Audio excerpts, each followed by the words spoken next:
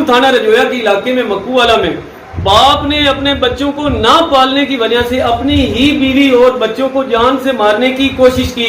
जिनके साथ ये ज्यादती हुई है, जानते हैं कि वो इस हवाले से क्या कहते हैं। जी मेरे मियां खर्चा नहीं देता मेरे बच्चों को, साडे इस वजह तो लड़ाई झगड़ा होंदा रहंदा है। साडी लड़ाई हुई, उस मैनू मारन की कोशिश की है। तू फखर गया है तो उस मेरे गले तू दातरी चाहिए। उनका बाप बरखरदार केड़ा है उस हट के फखर नूं गोटू दे लिया।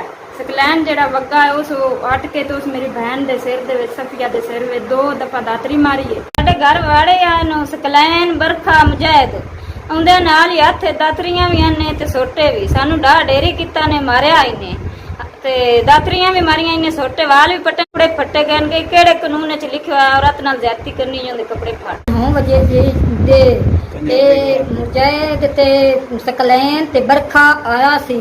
उन्हां को सोटे सी, उन्हां को कुहाड़ियां सी, उन्हां को दातरियां सी। उन्हां जी 2 वेर मेरियां धीयां दे वाल पट के उन्हां मारिया सी। उन्हां चाह चेका वगाया सी, मेरियां धीयां दे कपड़े फट्टे गए सी। सकलैन कोल दातरी सी, उस वार कीता सी। 2 वेरी सफिया दे सिरे च दातरी मारी सी, ओनू जख्म होया सी। छुट्टिए मैथों ओनू मियाँ मरदा पिया उसका सकलैन अपने बच्चों भी अपनी बीवी ने।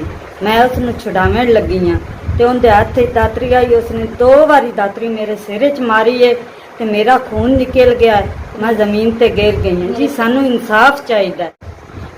दातरियां नाल मारिया ने, डंडे मारे ने, कपड़े पाड़े ने उन्होंने मर्दा ते सिर च दातरियां मारिया ने, लहू लुहान कर दिता ने। असां दरखास्त लिखाई है लेकिन सानू हाले किसी ने कोई पूछा ही नहीं की होया या की बनया। सानू बिल्कुल अल्लाह वास्ते इंसाफ चाहिए। इंसाफ के लिए दर बदर होने वाला ये घराना इंसाफ का तलबगार है। वजीर आला पंजाब से गुजारिश है कि हमें इंसाफ फराहम किया जाए।